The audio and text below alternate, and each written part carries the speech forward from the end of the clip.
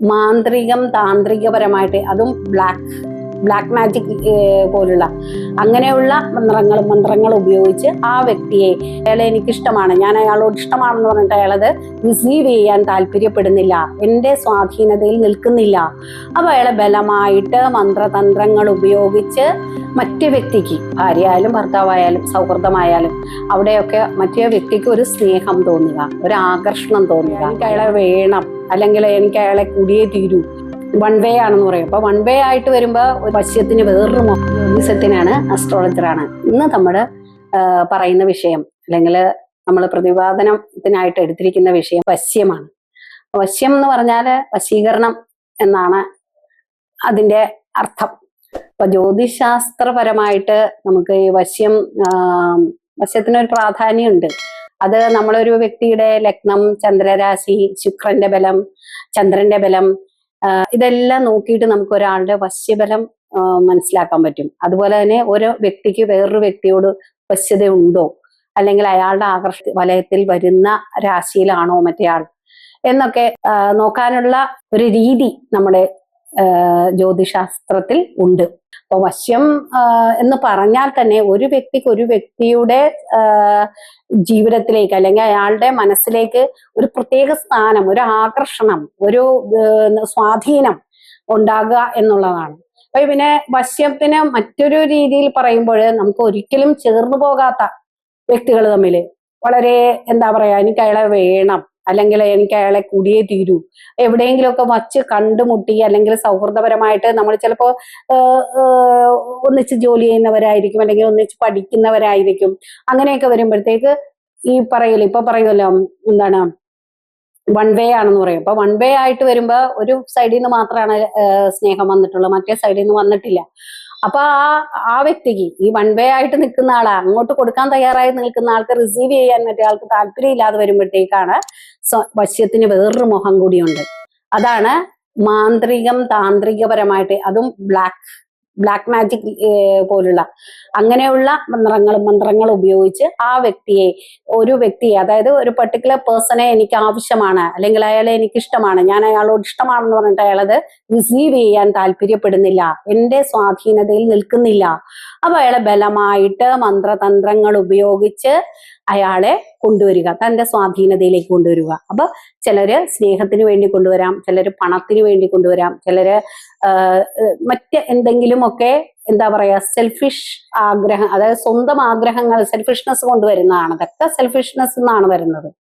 അപ്പൊ ഇതെല്ലാം വശ്യത്തിൽ പെടുന്നതാണെങ്കിലും നമ്മളെ നൈസർഗികമായ, ഇപ്പൊ ഒരു വ്യക്തിയോട് നമ്മൾക്ക് സ്വയം ഒരു വ്യക്തിയോട് നമുക്കൊരു ആകർഷണം തോന്നണമെന്നെങ്കിൽ ആ വ്യക്തിക്ക് ഒരു മനോബലം ഉണ്ടാകണം. അതുപോലെ തന്നെ അയാളെ കാണുമ്പോൾ തന്നെ അയാളൊരു എന്താ പറയാ, ഉണർവും ഉന്മേഷവും ഒക്കെയുള്ള ഒരു വ്യക്തിയാണെങ്കിൽ തീർച്ചയായിട്ടും എല്ലാവർക്കും അയാളോട് ഒരു ആകർഷണം ഉണ്ടാവും. നമ്മൾ വിവാഹ പൊരുത്തങ്ങൾ എടുക്കുമ്പോൾ വശ്യപൊരുത്തത്തിന് പ്രാധാന്യം വളരെയധികം കൊടുക്കുന്നുണ്ട്. വശ്യപൊരുത്തം വേണം എന്ന് പറയുന്നതിന്റെ കാരണം, ഒരാള് പറയുമ്പോൾ അയാളുടെ ആ രീതിയോട്, അയാളുടെ സ്വഭാവത്തോട്, അയാളുടെ സംസാര രീതിയോട്, അയാളുടെ പ്രകൃതത്തോട് ഒക്കെ മറ്റേ വ്യക്തിക്ക്, ഭാര്യയായാലും ഭർത്താവായാലും സൗഹൃദമായാലും, അവിടെയൊക്കെ മറ്റേ വ്യക്തിക്ക് ഒരു സ്നേഹം തോന്നുക, ഒരു ആകർഷണം തോന്നുക, അയാളുടെ സ്വാധീനത്തിൽ നിൽക്കുവാൻ അയാൾക്ക് ഒരു തൃപ്തി തോന്നുക, മാനസികമായ ഒരു അടുപ്പം തോന്നുക. അപ്പൊ ഇതിനെയൊക്കെയാണ് നമ്മൾ വശ്യം എന്ന് പറയുന്നത്. അപ്പൊ ആ വശ്യം സ്വാഭാവികമായിട്ട് വരേണ്ട ഒന്നാണ്. അത് ഓരോ വ്യക്തിക്കും ഓരോ വ്യക്തിയോട് തോന്നേണ്ട, മനസ്സിൽ നിന്ന് വരേണ്ട ഒന്നാണ്. അപ്പൊ അതങ്ങനെ വരുന്നത് എങ്ങനെയാന്ന് വെച്ചാൽ, ഉദാഹരണത്തിന് ഞാൻ പറയാം. ഇപ്പൊ മേടൻ രാശി എന്ന് പറയുന്നത് ഒരു അഗ്നി തത്വ രാശിയാണ്. ആ മേടൻ രാശിക്കാർക്ക് തീർച്ചയായിട്ടും അഗ്നി തത്വ രാശിയായ ചിങ്ങൻ രാശിക്കാരോട് ഒരു പ്രത്യേക ആകർഷണം, അത് നൈസർഗികമായിട്ട് വരുന്ന ഒരു ആകർഷണമാണ്. അപ്പൊ ഈ രണ്ട് രാശികളും അഗ്നിതത്വമാണ്. അതുപോലെ മേടൻ രാശിക്കാര് പൊതുവെ ഒരു ഉത്സാഹികളായിരിക്കും, ഉത്സാഹം ഉണ്ടവർക്ക്, അതുപോലെ തന്നെ പ്രൗഢി ഉണ്ടവർക്ക്. അപ്പൊ ആ ഉത്സാഹവും പ്രൗഢിയും ഒക്കെ ചിങ്ങൻ രാശിക്കാർക്കും അതുപോലെ തന്നെ നല്ല മാന്യമായിട്ട് നിൽക്കുന്ന ലീഡർഷിപ്പ് ക്വാളിറ്റിയുള്ള, പ്രൗഢിയുള്ള, അങ്ങനെയൊക്കെയുള്ള സത്യസന്ധതയുള്ള ആൾക്കാരാണ്. അപ്പൊ ആ മേടൻ രാശിക്കാർക്ക് സ്വാഭാവികമായിട്ടും ചിങ്ങൻ രാശിക്കാരുമായിട്ട് ഒരു നൈസർഗികമായ വശ്യമുണ്ട്.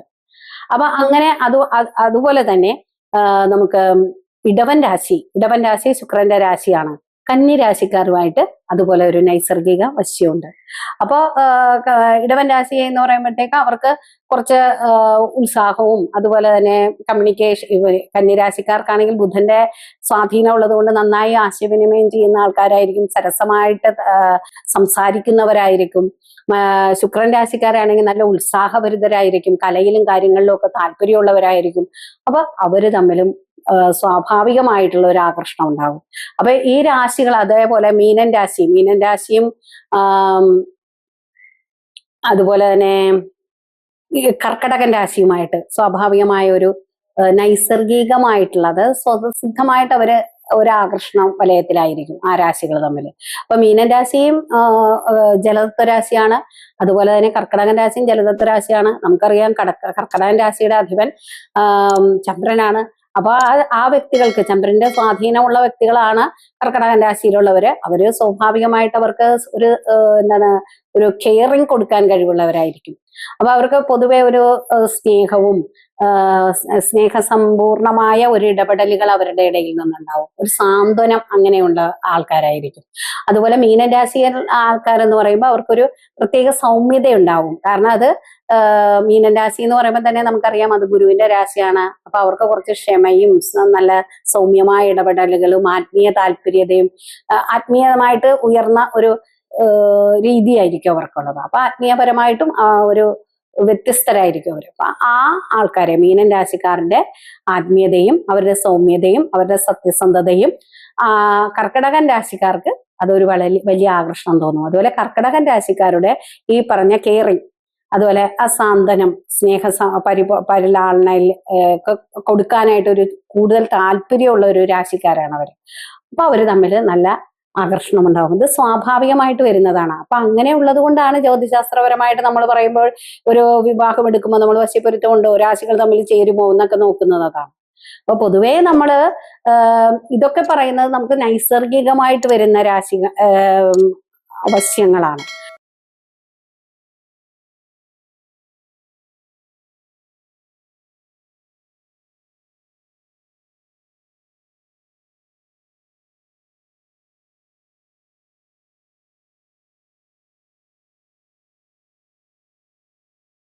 അതിനപ്പുറത്തേക്ക് നമ്മളൊരു വ്യക്തിയെ തന്നിലേക്ക് അടുപ്പിക്കാൻ വേണ്ടി ദുർമാർഗങ്ങളിലൂടെ ശ്രമിക്കുമ്പോൾ ആ വ്യക്തിക്ക് വളരെയധികം മാനസികമായിട്ടും അതുപോലെ ഭൗതികമായിട്ടും കുറെ മാറ്റങ്ങൾ ഉണ്ടാവും. അതായത് ആ വ്യക്തി ഏത് വ്യക്തിയാണോ ചെയ്യുന്നത് അയാളുടെ അടിമയായി പോവുകയാണ് ചെയ്യുന്നത്. കാരണം അയാൾ എന്താണോ ഉദ്ദേശിക്കുന്നത് അതിനുവേണ്ടി ഇയാൾ വിധേയനാകുന്നു. മനസ്സിൽ അയാൾക്ക് ചിലപ്പോൾ ഇത് തെറ്റാണെന്ന് തോന്നിയാൽ പോലും എതിർത്ത് സംസാരിക്കാൻ പറ്റാതെ വരും.